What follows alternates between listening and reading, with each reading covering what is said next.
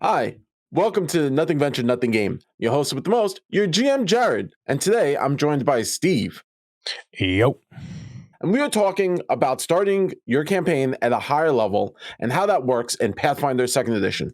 We saw this question come up a few times on Facebook, and we were really interested in just trying to answer a few questions that we saw out there.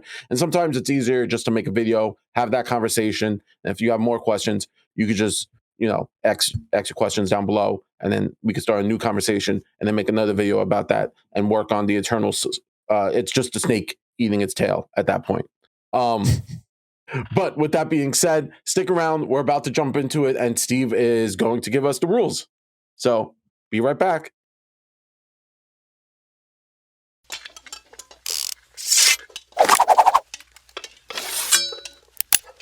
Thanks for sticking around. And yeah, so we're just talking about starting at a higher level campaign. Maybe your characters are coming from Pathfinder First Edition, you're already at level 12, or maybe you're interested in starting the Fist of the Ruby Phoenix adventure path, which actually starts you at level 12. So this is more of like, as a GM, how would I prep my players for starting at a higher level? So I went to my Rules Arbiter, and as always, we go to Rules with Steve. So Steve, take it away. How do we start?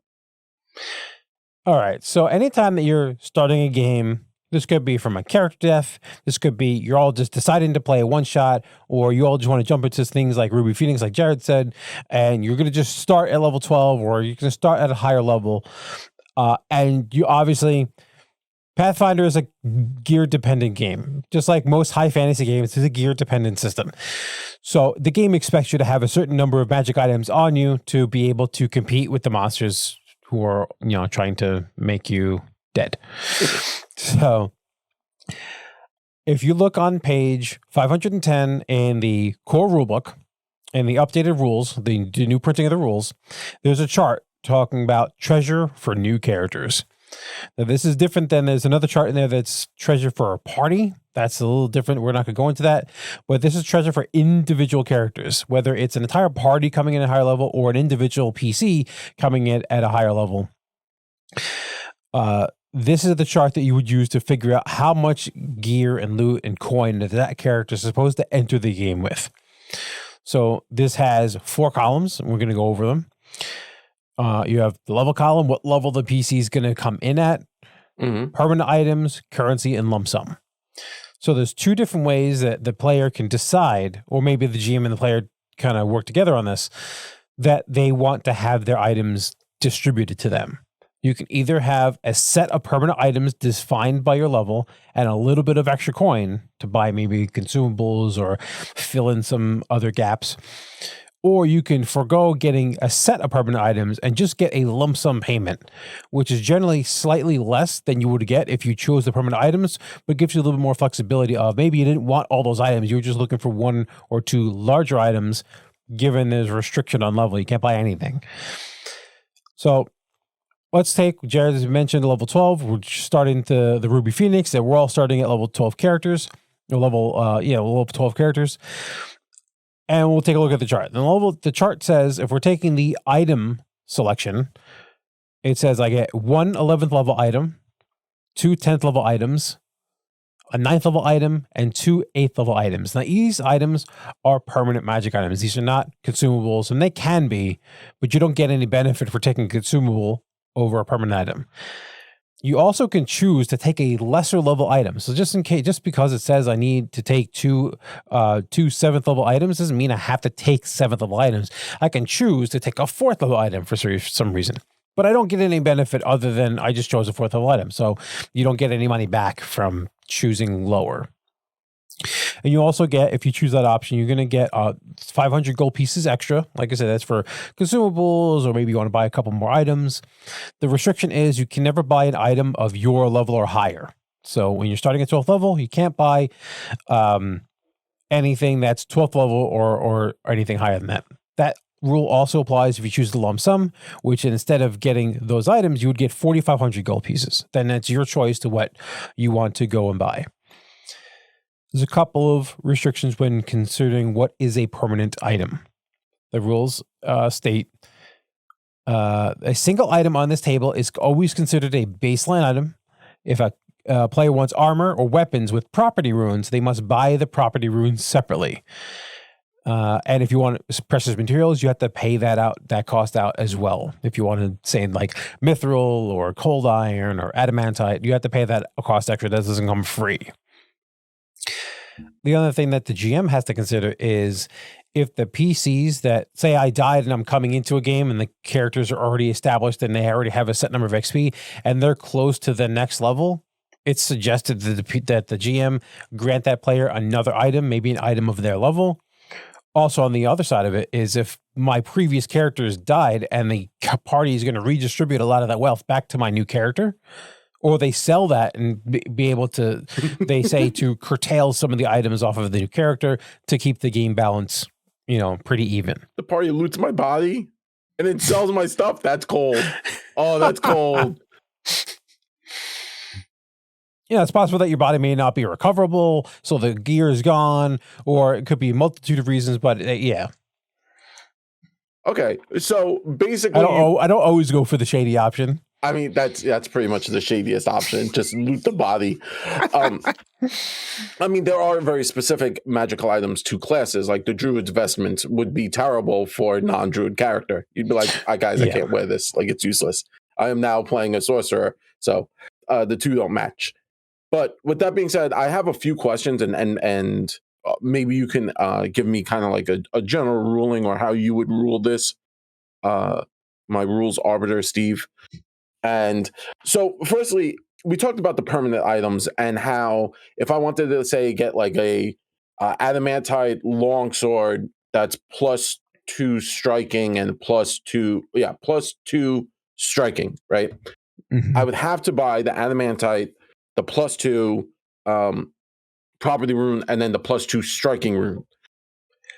And right, so like I would have to buy that as a lump, as individual items. So each bit would be purchased as an item at that point. That's how I read it. So here's the weird thing about. So this is the difference between fundamental and property runes. Mm-hmm. So property runes are things like a flaming rune, a returning rune, things that like make your weapon do weird stuff. Yeah.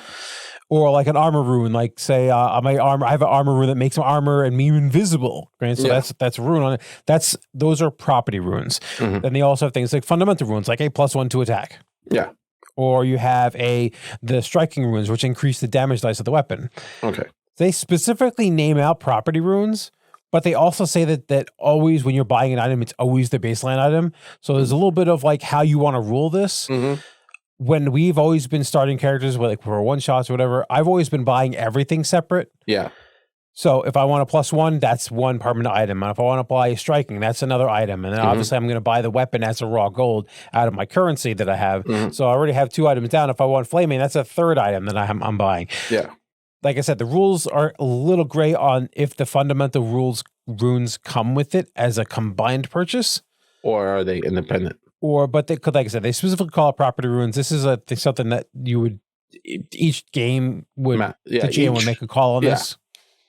Yeah, because we were just discussing this. It does seem sometimes you financially bankrupt yourself when starting at a higher level and you purchase each as an individual. So that might be something for you as the GM who's playing this might want to look at and say, like, I know when we did our 8th level campaign, I didn't have a striking weapon, and you were like, dude, why don't you have it? And I was like, I'm out of stuff. Like, I financially can't purchase anything else. And you just gave it to me. You were like, you should have a striking weapon at this level. Yeah, there's no way he would have been able to compete without a striking weapon. Yeah. So, yeah, that's something that, and also, maybe you take a look at what especially if you're having a character that for some reason either joining new or their character died and they're coming with a new character. Take a general look at what the other players have and just kind of, even it out. Yeah. And yet again, this is a guideline more so than a hard and fast rule. Yeah, no one at Paizo is showing up to your house and is like going to arrest you for like just playing the game you want to play. That we know of. I mean, if it happens, let us know. I would love to hear that story. But Yeah, you Additionally, want to make sure everyone has fun, and I'm not saying that blow it up and give everyone everything, but on the other side is if the person can't physically compete because like, oh, they dumped everything into their armor because they're playing the tank and they just can't do any damage, well, the monster's gonna have no reason to stand next to that person. Yeah. So, additionally, question is, could I theoretically just buy like a Gloom Blade, which is a named magic item, but it's when they have like the it's like a specialized magic item, and it already comes with property rooms and stuff like that attached to it.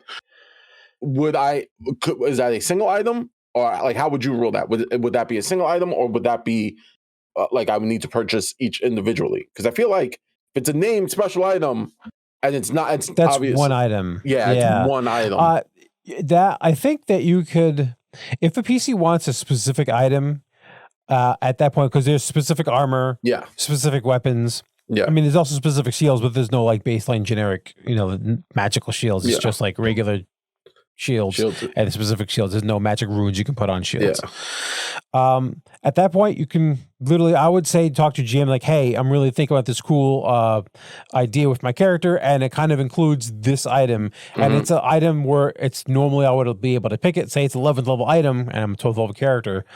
I'm allowed to take one 11th level item, but that comes with a whole bunch of stuff. Usually comes with a special thing that it could do that makes it specific, and usually comes with a bunch of fundamental property runes. So, yet again, if you want to play rules as written, it does say baseline. It's how you want to read into what baseline really means, and kind of run it from there. So if anyone from Paizo is watching this, and you want to respond to us and give us clear directive, give us the prime directive, we'll accept that. But as rules is written, it's kind of a bit vague, and it leaves up for a little GM leeway. That's kind of how I feel this conversation's going. Next question is, when you get a sum of money, right? So we get the number of permanent magic items we are allowed to get, and then they give us a sum of money per that level, not the lump sum, but it also says you also get this amount with it. With that money, I can then purchase consumables or even more magical items, correct? Like a necklace of fireball, just for a random example. You can use this currency to either say you wanted a specific material and that was enough to cover it, or if you wanted consumables or other permanent magic items. I think the restriction is you can't buy anything higher than your level. So your level or higher. And a lot of times, like, even if you're taking the permanent items suite of items, or like you're getting these set of permanent items, and then you're getting the currency, I think in almost all, if not all cases, the currency you have left will not be enough to buy a level item of 11th level of whatever your level allowed. So, because it is a curtailed amount of money, because you're talking about, and for the 12th level characters, I'm only getting 700 gold plus all the items, or I'm getting 4,500 gold. So most likely I'm not being able to afford, with 700 gold, I'm not being able to afford an 11th level item that's a permanent item. No, you're probably that may be a consumable, maybe. But you're probably grabbing potions and other gear, or scrolls, or stuff like that.